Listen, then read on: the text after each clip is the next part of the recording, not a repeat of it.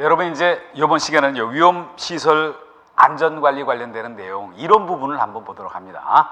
결국 핵심적인 거는 뭐였습니까, 여러분? 위험시설물에 대해서 화재 안 나고 폭발 사고 안 나고 안전하게 관리되는 거, 그게 중요하다는 거 아닙니까? 그래서 그거와 관련되는 얘기 이번 시간에 다뤄보도록 합니다. 이제 그러면서 먼저 뭐냐면요, 위험물 시설의 유지 관리 의무가 누구한테 있냐, 이것서부터 한번 들어가 봅니다. 여러분 상식적으로 봐도 그 위험시설의 관계인, 즉 소유자, 점유자, 관리자한테 그 위험시설물 어떤 제조소 등에 대해서요 어떤 안전하게 유지 관리할 의무가 있다는 거 너무 상식적이고 기본적인 얘기잖아요. 그래도 한번 써봅니다. 여기 제 1절에 보시면요, 1절에 보시면은 첫 번째 관계, 제조소 등의 관계인의 의무 그랬잖아요. 제조소 등의 관계인의 의무 그래 놓고요. 관계인은 여러분 다 아시는 얘기지만요, 뭐가 관계인이었죠? 소유자, 점유자, 관리자, 이런 사람을 우리가 묶어서 관계인이라고 그랬다. 그러면서 뭐라 그랬죠? 이런 관계인이요 어떤 기술 기준에 적합하게 유지 관리, 그 제조소 등에 대해서요 기술 기준에 적합하게 관리하게 할 그런 의무를 부여를 했다. 여기서부터 시작이 된다라고 보도록 합니다. 그리고 한번 볼게요. 만약 뭔가 그 제조소 등에 대해서 어떤 안전과 관련해서 문제가 있다, 그랬을 때는 수리, 고치거나 개조하거나 또는 이전을 명할 수 있다. 그러면서 여기 안전관리 의무는 관계인한테 있죠. 그런데 이 제조소 등에 대해서요 수리, 또 개조, 고치거나요, 또 그리고 사안에 따라서 이전을 명할 수 있는 그런 권한은 누구에게 있습니까? 이거는 관련 행정청이다. 그래서 시도지사, 본부장, 서장한테 있다라고 봅니다. 시도지사와 소방본부장 또는 서장한테 있다. 결국 이 두 가지를 합쳐서 한번 정리를 한번 해보면요, 아무래도 제조소 등은 위험물을 어떤 제조 그리고 저장, 취급하다 보니까 위험 요소가 크다. 그러다 보니까 그 안전하게 관리할 의무는 그 시설의 관계인이 갖고 있다.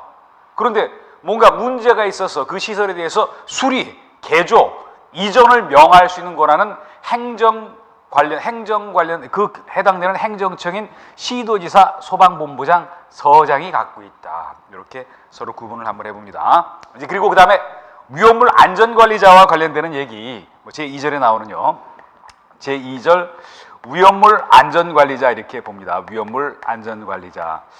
그래서 여러분 이렇게 한번 생각을 해볼 수가 있어요. 결국 어떤 특정한 전문성이 일부 있는 사람에 대해서 위험물 안전관리에 관련되는 책임을 그 사람한테 지어놓는다. 그러면 책임 있는 행동을 할 수밖에 없는 거 아닙니까?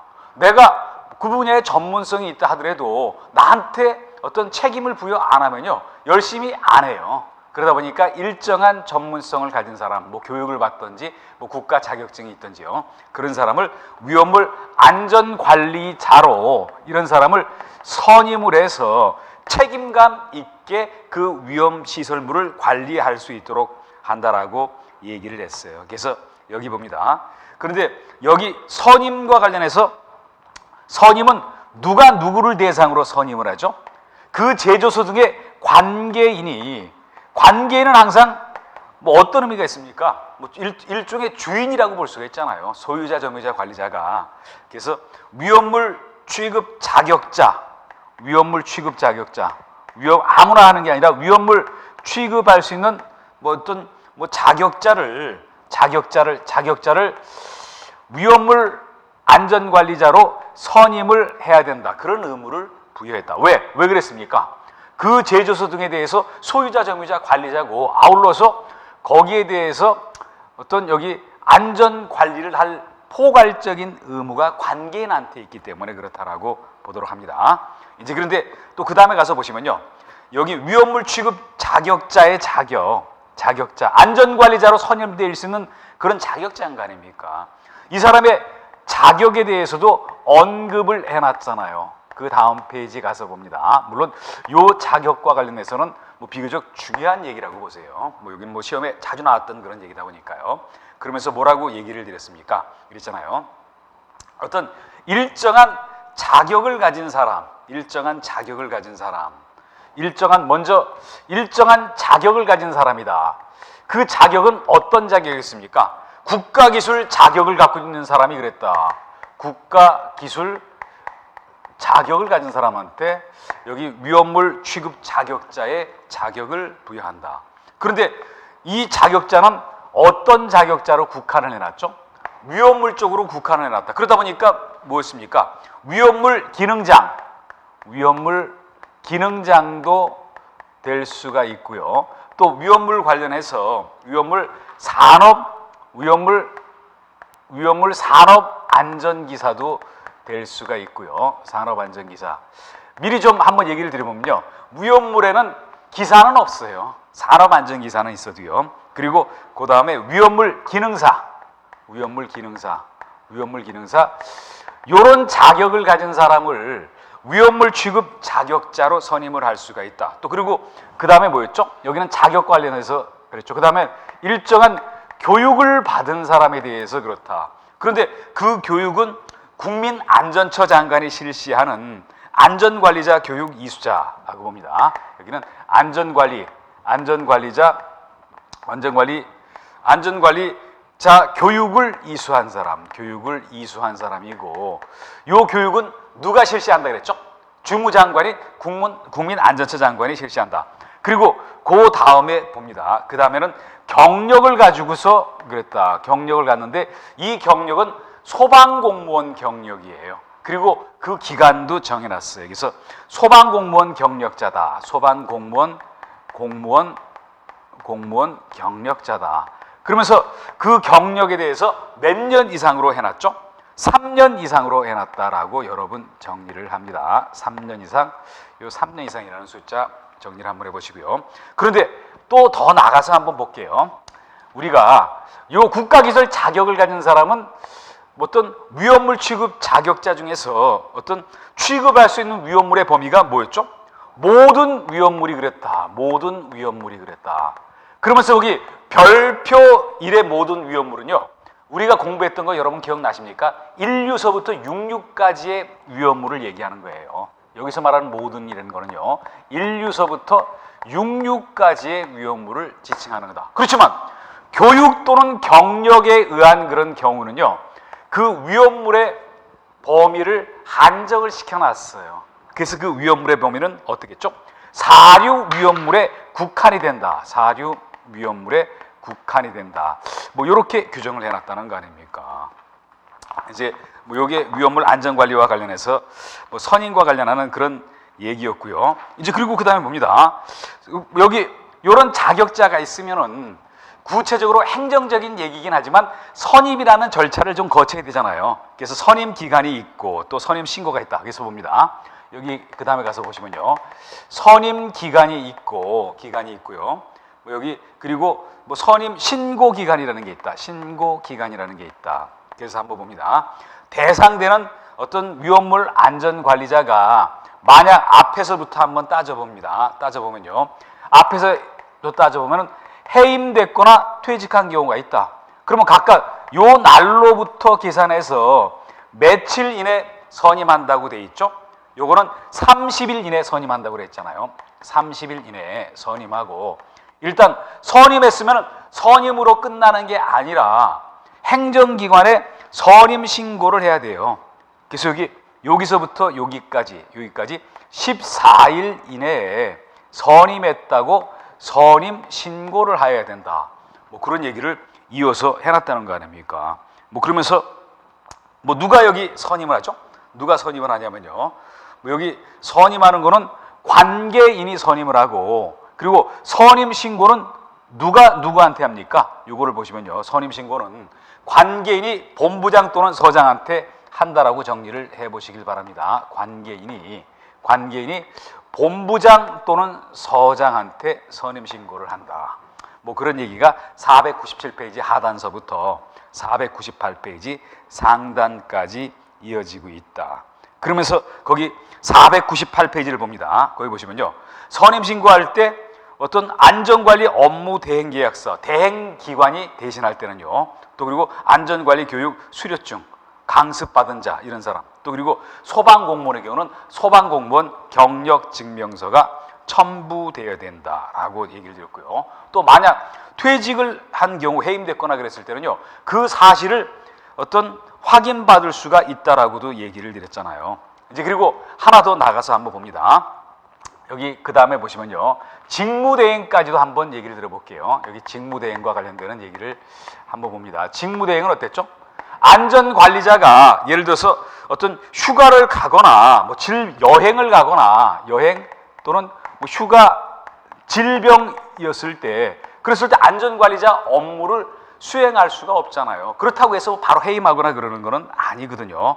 그러다 보니까 누군가가 직무대행을 대신할 수가 있다. 그러면서 그 직무대행할 수 있는 사람은 누구죠? 자격취득자 또는 어떤 기본 지식과 경험이 있는 자에 대해서 그렇게 하고 또 여기 직무대행하는 기간이 있는데 무한정하게는 안 돼요. 그래서 그 기간은 30일을 초과할 수가 없다라고 얘기를 했다. 그러면서 거기 또 뭐라고 했습니까? 거기 일정한 자격을 가진 사람이 직무대행을 할 수 있다라고 얘기했잖아요. 요거는 뭐 교재에 있는 내용물로 보고 잠깐 얘기를 드립니다. 뭐라고 했습니까? 업무에 대해서 1년 이상 종사한 경력이 있다. 관련 업무예요. 또 그리고 뭐 그런 일들이 1번, 2번이었고요. 또 안전관리자를 지휘 감독하는 지위에 있는 자가 그렇게 할 수 있다라고 했다는 거. 뭐 뒤쪽에 가 있는 거는 가볍게 여러분 체크하는 정도로만 정리를 한번 해보시도록 합니다. 그래서 여기까지 했던 거 제가 잠깐 한번 얘기를 드리면요. 어떤 제조소 등에 대해서 안전관리 의무가 누구한테 있다 그랬죠? 관계인. 그렇지만 거기 개조, 수리 이전 명령은 누가 합니까? 시도지사, 본부장, 서장이 한다. 또 안전관리자 선임 의무 누구한테 있죠? 관계인. 누구를 대상으로 선임합니까? 그 위험물 취급 자격자를 대상으로 한다. 위험물 취급 자격자가 될 수 있는 경우가 어땠죠? 관련되는 국가기술 자격이 있는 사람, 기능장, 그리고 산업기사, 기능사, 물론 위험물이고요. 그런 사람은 우리가 1류서부터 6류까지 위험물에 대한 위험물 어떤 취급 자격자가 어떤 지정이 될 어떤 선임될 수가 있고요. 그리고 안전관리 교육 이수를 받은 사람과 또 그리고 소방공무원으로 3년 이상 경력이 있는 사람은 4류 위험물의 안전관리자로만 선임이 될 수가 있다라고 얘기를 드렸고요. 그리고 어땠죠? 앞에 사람이 퇴직했거나 해임됐을 때 그날로부터 30일 이내 선임을 해야 되고 선임했다고 해서 끝나는 게 아니라 선임한 날로부터 14일 이내에 본부장 서장한테 선임 신고를 한다. 일정한 서류가 들어가야 된다. 그리고 만약 그 안전관리자가 퇴직을 하는 게 아니라 여행, 질병, 뭐 기타 어떤 뭐 사유로 인해서 일시적으로 직무를 할 수가 없을 때 30일 초과하지 않은 범위 내에서 직무대행자를 지정해서 그자로 하여금 직무대행을 할 수가 있어요. 근데 그 사람들은 관련되는 업무를 1년 이상 그렇죠. 어떤 경력이 종사했던 경력이 있거나요. 안전관리자를 지휘 감독하는 어떤 직위에 있는 자가 30일 범위 내에서 업무를 대행을 할 수가 있다더라. 뭐 이런 얘기 정도는 여러분 꼭 정확하게 한번 정리를 한번 해보십니다. 어떻게 보면 아주 기본적인 그런 얘기이고 또 기본적인 게 시험의 일정 부분 출제가 될 수밖에 없는 게 바로 우리 시험이다라고 여러분 생각을 해봅니다. 이제 그리고 그 다음에 안전관리자 중복 선임과 관련되는 거 여기는 약간 머리가 좀 아마 복잡하실 거예요. 그렇지만 그 내용도 한번 알아봅니다. 왜 그러냐면요. 우리가 안전관리자를 해당되는 그 시설물마다 전부 다 선임을 하다가 보면요. 어떤 굉장히 그만한 사람을 확보하기가 곤란해요. 그러다 보니까 일정 부분 어떤 납득할 수 있는 범위 내에서 그리고 안전관리에 대해서 별 지장이 없는 범위 내에서는요. 중복해서 선임할 수 있는 그런 예를 만들어 둘 수밖에 없어요. 그게 바로 여기 나와 있는 499페이지 하단에 나와 있는 안전관리자의 중복 선임과 관련되는 그런 얘기다라고 여러분도 한번 보시길 바랍니다. 그래서 5번째 보면요. 관리자의 중복 선임이다 그래 놓고요. 그래 놓고 조금 복잡하게 얘기를 해 놨어요.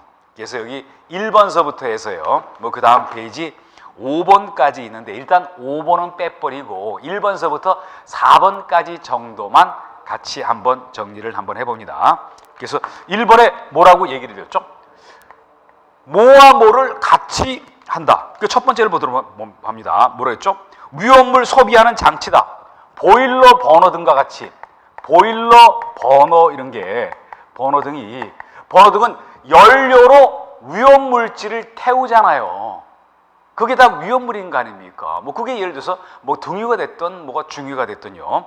여기와 같은 위험물 소비 장치가 있다. 위험물 결국 보일러가 버너가 위험물을 연료로 해서 가동되는 거 아닙니까? 소비 장치로 이루어진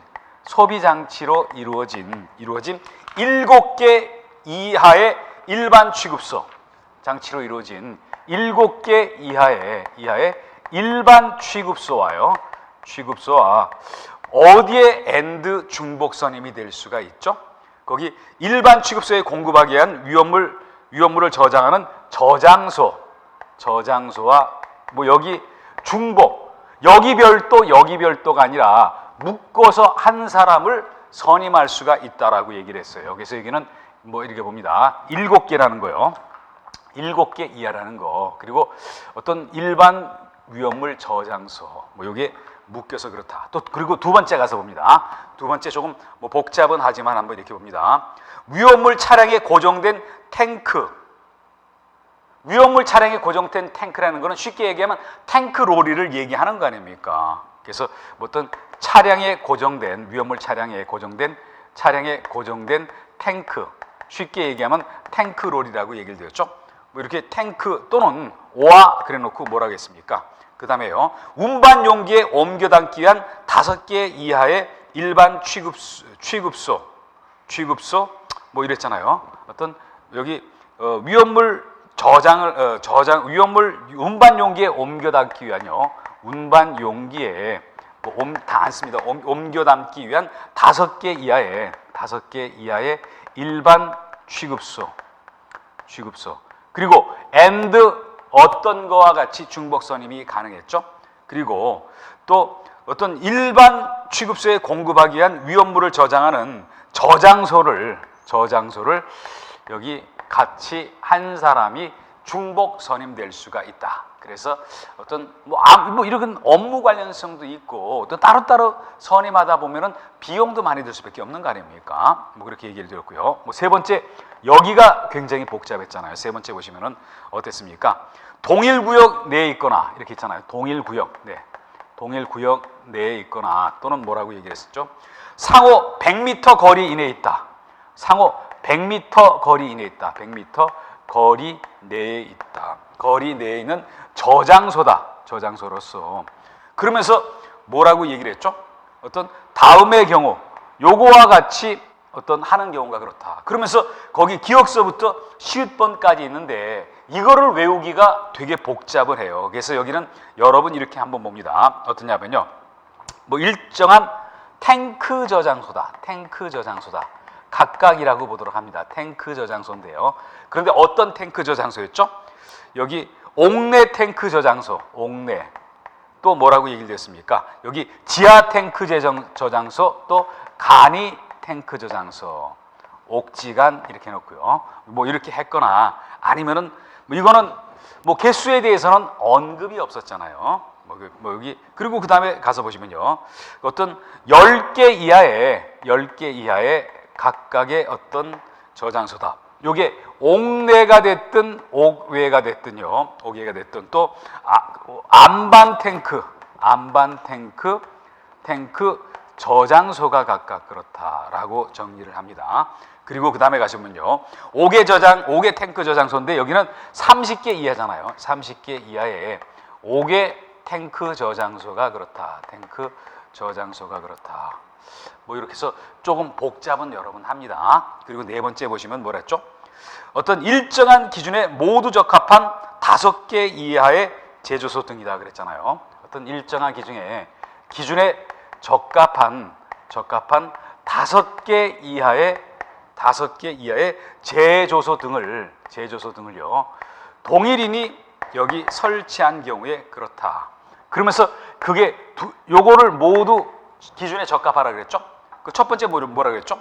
동일 구역 내에 위치하거나 동일 구역 내에 위치하거나 아니면은 상호 간의 거리가 100m 이내 거리에 있다. 100m 이내 거리에 있다. 이내 거리에 있고 또 and 뭐라고 그랬습니까? 보면요. 여기 지정 수량 3,000배 미만일 것이라고 했잖아요. 지정 수량 3,000배 미만일 것. 요랬을 때는 중복 지정이 가능하다라고 했잖아요. 좀 복잡합니다, 여러분. 한 번 봐서 될 일은 아니에요. 이렇게 자꾸 반복을 해서 한번 보시고요. 그리고 그 다음 가서 한번 봅니다. 그 다음 안전관리자 자격 그래놓고 한번 봅니다. 한번 보시면요. 거기 501페이지서부터 502페이지 여기까지 나온 거는 무조건 다 외우실 필요는 없을 것 같아요. 일단 안전관리 자격은 어떤 여기 별표에 구체적인 게 나와 있다. 그래 놓고 여기는 한번 제끼면서 넘어가도록 합니다. 그리고 그 다음에 가서 보시면요. 안전관리 대행기간에 관련해서 언급을 해놓은 게 있다라고 했던 거 한번 보도록 합니다. 그래서 안전관리와 관련해서 전문성 있는 그런 기관이 대행을 하는 업무다라고 얘기를 드렸잖아요. 그래서 여기는 가볍게 한번 봅니다. 가볍게 보시면요. 이렇게 7번에 보시면요. 안전관리 대행기관이다. 대신 해주는 그런 전문성 있는 기관이다라고 얘기를 드렸고요. 그래서 이거는 지정 기준을 갖춰서 일정한 기준을 갖춰서 누구의 어떤 지정을 받아서 할 수가 있냐면요. 국민안전처 장관의 지정을 받아야지만 업무를 할 수가 있다라고 보도록 합니다. 또 그리고 지정 취소 사유가 있었는데 그 지정 취소 사유까지는 여러분이 너무 복잡하셔서 그것까지 처리하기는 좀 곤란하실 것 같아요. 그래서 여기 봅니다. 안전관리 대행을 해주는 기관이 있다. 전문성 있는 기관인데 일정한 요건을 갖춘 다음에 국민안전처 장관의 지정을 받는다. 물론 잘못한 게 있으면은 지정 취소 또는 어떤 6개월 범위 내에서 영업 정지를 당할 수가 있다. 물론 이거는 영업 정지 또는 지정 취소는 누가 하죠? 국민안전처 장관이. 왜? 이 기관을 지정해 준 자가 그 기관 지정 취소를 할 수가 있고 행정 처분을 할 수가 있어요. 그래서 둘 다 국민안전처 장관의 업무다라고 여러분 정리를 한번 해봅니다. 이제 그리고 탱크 시험자의 등록과 관련되는 얘기 또한 한번 정리를 한번 해봅니다. 아무래도 탱크가 어떤 누설되거나 그랬을 때 위험 요소가 굉장히 크잖아요. 주변 환경 오염서부터 또 화재, 폭발의 위험까지 굉장한 문제가 많다 보니까요. 그래서 탱크 안전 성능 시험자의 검사 그리고 또 검사를 하게 할 수가 있다. 누가 하게 할 수 있다 그랬죠? 시도의사가 하게 할 수 있다 그래놓고요. 그래놓고 요쯤 가서 한번 봅니다. 거기 탱크 시험자의 등록 그래놓고 이렇게 나왔잖아요. 탱크 시험자의 등록 이렇게 얘기를 하는데요. 요 등록은 누구한테 등록하냐면 시도지사에게 등록한다. 주로 등록 얘기 나오면은 시도의사가 되게 많고 그리고 어떤 거를 갖춰서 등록하랬죠? 여기 때는 기술 능력과 가장 중요한 거는 기술 능력일 거 아닙니까? 그리고 and 시설과 장비를 갖춰서 등록을 한다. 그런데 요쯤에서 제가 한번 얘기를 드려봅니다. 탱크 시험자로 등록하기 위해서는 시도의사에게 기술 능력, 시설, 장비를 갖춰서 등록을 한다. 그런데 거짓말로 한 번씩 문제가 나왔어요. 이때 등록할 때 자본금은 그 등록 내용 중에 없어요. 시험 문제는 주로 이런 문제가 나올 수가 있다 하는 것도 염두에 한번 두시면서 보도록 합니다. 이제 그리고 또 그 다음에 가시면요. 등록을 했는데 나중에 봅니다. 등록 변경 사유가 있다. 변경하는 사유가 있다.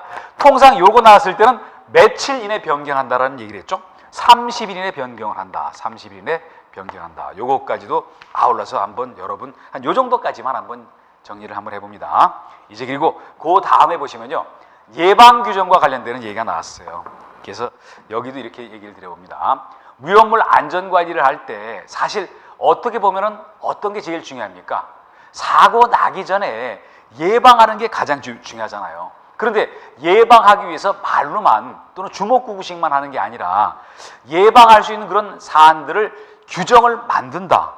그게 바로 예방 규정의 제정이라는 거 아닙니까? 나름대로 굉장히 뜻있는 그런 내용이다라고 얘기를 드릴 수가 있어요. 그래서 뭐 그 다음에 나왔던 게 예방 규정이다 하는 거 한번 보도록 합니다. 예방 규정과 관련되는 얘기가 나왔고요. 그러면서 예방 규정을 누가 만듭니까? 행정기관이 만드는 게 아니라 이거는 관계인이 제정을 하게 돼 있어요. 또 그리고 예방 규정을 제정할 때 일정한 제조소 등에 대해서 예방 규정을 제정하는 거지 무조건 다 예방 규정 제정하는 것은 아니다 하는 것도 여러분 정리를 한번 해 보십니다. 이제 그래서 그 내용들 한번 가서 보시면요. 예방 규정 제정과 관련해서요. 먼저 이렇게 보도록 합니다. 예방 규정 제정이다라고 했던 거 나온 거 볼게요. 예방 규정의 제정이다. 위험물 제조소 등에 대해서는요. 항상 화재 발생할 가능성이 굉장히 커요. 그러다 보니까 화재 위험성을 줄이기 위한 내용, 그 내용 안에 들어가야 되겠죠. 또 일단 제일 중요한 거는 재해 발생 안 하는 게 중요하지만 만약 재해가 발생했을 때 뭔가 비상 조치가 있어야 될 거 아닙니까? 그런 것도 벌써 여기 예방 여기 규정의 그 내용에 포함될 내용이다라고 합니다. 이제 그러면서 봅니다. 예방 규정을 제정하는데 누가 제정하죠? 이거는 여기 관계인이 제정을 한다. 그런데 제정 시기가 어땠습니까, 여러분? 잘 보시면요. 어떤 제조소 등의 사용을 당해 제조소 등에요. 당해 제조소 등의 사용을 시작한 다음에 한 게 아니라 시작하기 전에 한다라고 얘기를 드렸어요. 이런 것도 좀 정확하게 보도록 합니다. 예방이다 보니까 어떻습니까? 일단 제조소 등을 사용하고 난 다음에 하는 게 아니라 사용하기 전에 그래야지 확실히 예방이 된다라고 보도록 합니다. 이때 어떤 제정을 했어요. 이때 시작 전에 제정을 해서 어떤 여기 제정을 해서요. 제정을 해서 제출을 한다. 누구한테 제출하냐면 시도지사에게 제출한다라고 정리했다는 거 봅니다. 그런데 예방규정 제정해야 되는 그런 대상 제조소 등이 있어요. 제조소 등이 있다. 이 범위도 한번 조금은 복잡하지만 여러분들이 정리를 한번 해보셔야 되지 않을까 하는 생각이 들어요. 그래서 여러분이 이렇게 봅니다. 그래서 이걸 외울 때는 될 수 있는 대로 숫자가 연결되면요. 좌측에 숫자를 먼저 적어놓고 작게서부터 해서 크게 가는 거 적어놓은 다음에 갖다 붙여가지고 암기하는 게 가장 현명한 거라고 생각이 돼요. 그래서 여기 봅니다. 여기 지정수량과 관련해서 얘기가 나왔죠. 지정수량과 관련해서 어땠습니까? 가장 먼저 나오는 거는 뭐였죠? 10배 이하서부터 시작이 됐잖아요. 10배 이상서부터 시작했잖아요. 10배 이상서부터 시작돼가지고요. 어디까지 했었습니까? 100배 여기 이상일 때, 그리고 그 다음에 150배, 그리고 200배 이렇게 나온 건 거 아닙니까? 그러면서 10배 이상일 때 여기 예방규정 제정하는 거는 뭐였죠? 이거는 한번 이렇게 봅니다. 이거를 얘기할 때는요. 10배 이상 그래놓고 제1 이렇게 한번 정리를 해볼게요. 제는 뭐였습니까? 제는 제조소가 그렇다. 그리고 일은 뭐였죠? 일반 취급소가 그렇다. 일반 취급소가 그렇다. 요거는 10배 이상일 때 그렇다. 그리고 100을 가서 봅니다. 100서부터는 한번 여러분 이렇게 볼게요. 이렇게 봅니다. 옥내 그리고 옥외 안쪽서부터 바깥으로 나간다. 그리고 그 다음에 옥외 저장 탱크 저장소가 그렇다. 이렇게 봅니다. 옥외 탱크 저장소가 그렇다. 그래서 여기 봅니다. 10배 이상인 경우는 제1, 제조소하고 일반 취급소. 그리고 100배 이상인 경우는 옥내 저장소가 그렇다. 그리고 150배 이상은 옥외 저장소가 그렇고 200배 이상은 옥외 탱크 저장소가 그렇다라고 정리를 하시고요. 그리고 여기 배수와 관계없는 건 어땠죠? 안반 탱크 저장소와 이송 취급소가 그렇다라고 봅니다. 이 외에 안반 탱크 저장소 안반에다가 저장하는 거. 그리고 그 다음에 이송 취급소, 파이프라든지 관에 의해서 저장하는 거예요. 취급소가 그렇다. 그래서 여러분 이렇게 다시 한번 보도록 합니다. 예방 규정 제정 대상되는 경우가 되는 범위가 어땠죠? 우리가 10배 이상은 제1 제조소와 일반 취급소, 100배 이상은 150배는 옥내 5개 저장소, 그리고 200배 이상은 5개 탱크 저장소, 그리고 안반 탱크 저장소와 이송 취급소는요, 여기 수량에 대해서 언급이 없었다라고 정리를 한번 해봅니다. 이게 바로 예방 규정 제정 대상이다라고 봅니다. 그리고 작성하는 거는 관계인이 제정한다, 작성해서 제정한다라고 했던 거 얘기를 드렸고요. 그리고 그 다음에 가서 보시면요, 우리가 시도지사한테 제출한다 그랬잖아요. 시도지사는 예방 규정을 제정하거나 작성은 안 해요. 그렇지만 시도지사는 어떤 역할을 하죠? 제출 받은 다음에 그 예방 규정에 뭔가 문제가 있을 때, 어떤 적합하지 않았을 때요. 적합하지 않았을 때 여기에 대해서 반려하거나 변경을 명할 수 있다라고 했잖아요. 반려하거나 또는 변경하라고 변경을 명할 수 있다라고 얘기를 했다. 누구한테 반려합니까? 제출한 관계인한테 반려를 하는 거예요. 그래서 여기 다시 한번 얘기를 드려보면요, 예방규정 작성 누가 했죠? 어떤 해당되는 제조소 등의 관계인, 그리고 그 작성을 해서 시도지사한테 제출한다. 시도지사는 제출받아 놓고 가만히 있는 게 아니라 그거를 한번 기술 기준과 맞나 또는 어떤 중요 기준과 맞나 한번 확인을 해본 다음에 뭔가 잘못된 게 있을 때는요, 적합하지 않았을 때는 반려하거나 아니면 변경하라고 명할 수가 있다라고 얘기를 드렸고요. 또 그리고 예방규정 준수 의무가 누구한테 있다고 그랬습니까? 물론 당연하게 가장 먼저 준수 의무를 남기는 거는요, 그 관계인과 그리고 거기서 일하는 종업원에게 준수 지켜야 될 의무가 있다. 관계인은 포괄적인 책임자고 종업원은 거기서 밑에서 일을 하니까 그 사람들한테 해서 예방규정 준수 의무를 부여를 했다라고 여러분 또 정리를 한번 해봅니다. 이제 그리고 그 다음에 가시면요, 5절에 정기검사와 정기점검과 정기검사에 대해서 언급이 있었는데요, 둘은 한번 비교해서 보실 필요가 있어요. 정기점검 대상과 정기검사 대상이 조금씩 다르기 때문에 둘을 한번 비교를 해서 한번 보도록 합니다. 정기점검도 해야 되고 또 정기검사도 받아야 돼요. 그래서 중요한 내용 위주로 둘 내용들을 보신 다음에 서로 한번 비교를 하실 필요가 있을 것 같아요. 그래서 여기 봅니다. 이번에 나오는 거는요, 제 5절 보시면은요, 5절 보시면은 정기 점검, 그 정자가 빠졌네요. 점검과 그리고 정기 검사가 있다라고 봅니다. 그래놓고 먼저 정기 점검서부터 볼게요. 정기 점검은 쉽게 얘기하면 정기 점검은 뭐였죠? 스스로 하는 거예요. 스스로. 다른 데다가 맡기는 거는 아니다라고 봅니다. 그래서 뭐라 그랬죠? 제조소 등의 관계인이 어떻게 하라고 되어 있습니까? 거기서요, 정기적으로 점검하고 결과를 기록 보존한다라고 했잖아요. 어떤 제조소 등에 대해서요, 정기적으로 점검하고 여기서 끝나는 게 아니라 그 결과를 여기 보존해야 한다라고 얘기를 한 거 아닙니까? 그러다 보니까 제가 뭐라고 얘기했냐면요, 정기 점검은 스스로 하는 거다. 이게 조금 이따 나오는 정기 검사와 조금 다른 얘기다라고 보도록 합니다. 그리고 그 다음에 볼게요. 정기 점검 대상이 있다. 대상이 있는데 그 대상을 쭉 언급을 했는데 뭐죠? 첫 번째 보면은 어땠냐면요, 예방규정 제정 대상이 그렇다.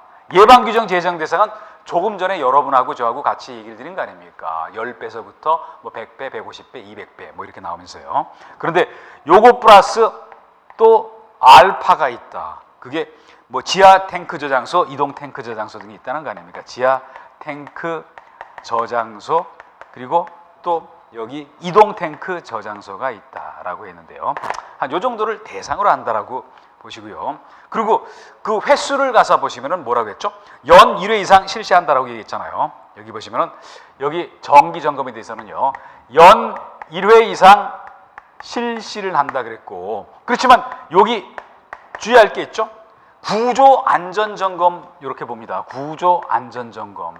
구조 안전 점검은 조금 달리 얘기했어요. 정기 점검도 일반적인 정기 점검과요. 여기 보시면요. 어떤 정기 점검은 일반적인 정기 점검은 연 1회 이상 하고 구조 안전 점검은 더 깊이 들어가는 얘기예요. 그러다 보니까 구조 안전 점검은 뭐라 그랬습니까? 여기 특정 5개 저장 탱크를 대상으로 한다. 대상은 특정 5개 저장 탱크를 대상으로 한다 그랬잖아요. 특정 5개 저장 탱크를 5개 저장 탱크를 그 대상으로 한다. 그러면서 요거는 수량이 어떻게 됐죠? 최대 수량 100만 리터 이상인 거를 대상으로 한다라고 얘기한 거 아닙니까? 100만 리터 이상일 때 한다. 이게 구조 안전 점검 대상인데요. 그런데 그 구조 안전 점검 대상은요. 여기 봅니다. 어떠냐면요. 어떤 그 경우 수가 3가지가 있다. 그런데 요 3가지는 별로 중요성은 높지를 않아요. 낮아요. 그러다 보니까 요거는 굳이 외우실 필요까지는 없지만, 그렇지만 그 앞에서부터 하다 보면 되게 머리가 복잡하니까요. 어떤 11년, 12년, 13년 이렇게 되는 경우가 있다. 그러면서 여기까지는 외우지 않아도 된다라고 여러분한테 얘기를 드립니다. 왜 그랬죠? 너무 외울 게 많기 때문에 그렇다라고 봅니다. 그래서 다시 한번 얘기를 드려볼게요. 정기 점검은 관계인이 정기적으로 스스로 하는 점검이고 그 결과를 잘 보존하고 있어야 된다. 그리고 그 대상은 예방규정 재정 대상 플러스 알파다. 그리고 또 정기 점검 그리고 구조 안전 점검이 있는데 정기 점검은 연 1회 이상 하고 구조 안전 점검은요 5개 특정 5개 저장 탱크인데 이게 100만 리터 이상이고 그 주기는 뭐 경우에 따라서 11년, 12년, 13년이 있다. 뭐 여기까지 외우실 필요는 없다라고 보도록 합니다. 그리고 정기 점검 아무나 합니까? 정기 점검 실시할 수 있는 그런 자격 요건이 있는 자가 있어요. 그래서 이것도 가볍게 한번 보시면은 뭐죠? 안전관리자가 할 수가 있고 위험물 운송자가 할 수가 있고 또 안전관리 대행기관은 일정한 장비와 기술 인력을 갖춰놓고 하는 거 아닙니까? 그리고 탱크 시험자 이런 사람들이 할 수가 있다. 뭐 교재에 있는 거 타이틀 정도만 보시고 그 밑에 있는 세부적인 것까지는 정리하실 필요는 없을 것 같아요. 또 그 기록을 유지를 하라 그랬는데요. 기록을 유지하라 그랬는데 어땠죠? 통상 우리가 소방관련법에서는 기록 유지하면은 대부분 2년이었지만 여기는 조금 달라요. 그래서 5개 저장 탱크 기록, 여기 기록 유지는요. 여기 봅니다. 연 1회 이상 하는 거 여기 기록 유지는 어떻게 하라겠습니까? 요거는 여기 3년으로 한다. 그렇지만 구조 안전 점검은 그 기간이 더 긴다. 그래서 이거는 25년으로 한다. 뭐 이런 정도가 있었다라고 보도록 합니다. 여기까지가 우리가 정기 점검의 내용이었고요. 이제 그리고 정기 검사 쪽을 가서 한번 봅니다. 두 번째 보면은 정기 검사와 관련되는 그런 얘기가 두 번째 나왔는데 여긴 뭐라 그랬죠? 여기 일단 정기 검사 대상이 뭐였습니까? 여기는 100만 리터 이상의 5개 탱크가 그랬었잖아요. 100만 리터 이상의 5개 탱크 저장소, 5개 탱크 저장소가 그 대상이다. 5개 탱크 저장, 뭐 거의 같은 얘기인 거 아닙니까? 5개 저장 탱크, 5개 탱크 저장소. 그래서 뭐 같은 뭐 내용을 대상으로 한다라고 여러분 보도록 합니다. 그러면서 정기적으로 이거는 어땠죠? 정기 검사는 누가 검사를 실시한다라고 얘기를 했습니까?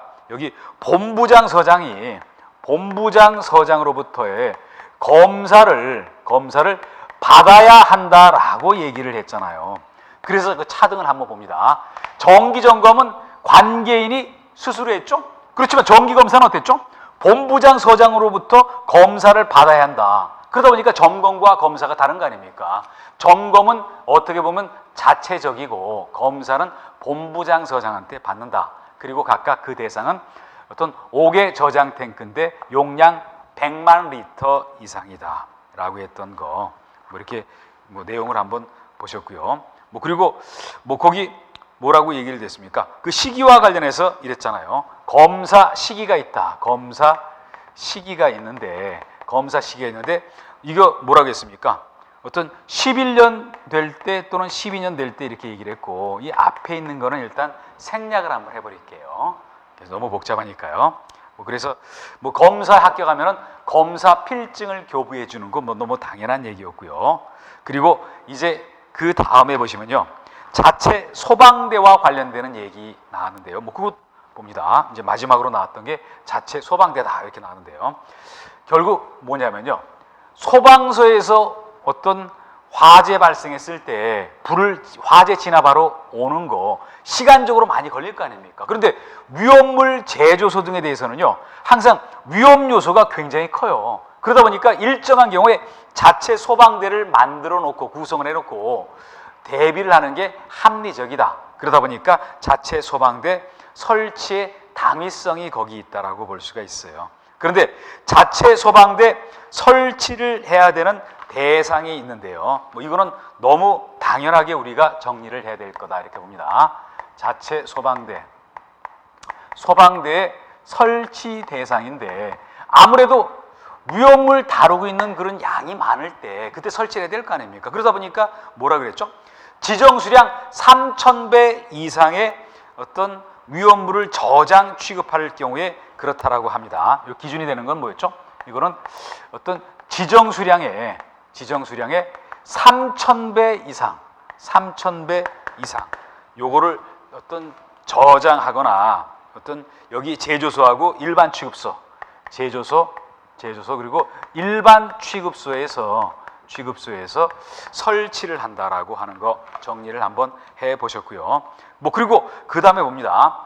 자체 소방대 안에 보면요, 거기 아무래도 위험물 제조소라든지 거기 일반 취급소는 위험물을 많이 다루고 있고, 그리고 그 공간이 비교적 클 거 아닙니까? 그러다 보니까 이 안에 화학 소방차를 두어야 된다라고 돼 있는데요. 근데 그 화학 소방차와 거기 자체 소방 대원수를 비교한 별표가 516페이지 가운데 있어요. 그래서 그 별표에 있는 내용 정도는 여러분이 저하고 같이 정리하고 암기하셔야 될 그런 내용이다라고 봅니다. 그래서 여기 자체 소방대 두는 화학 소방차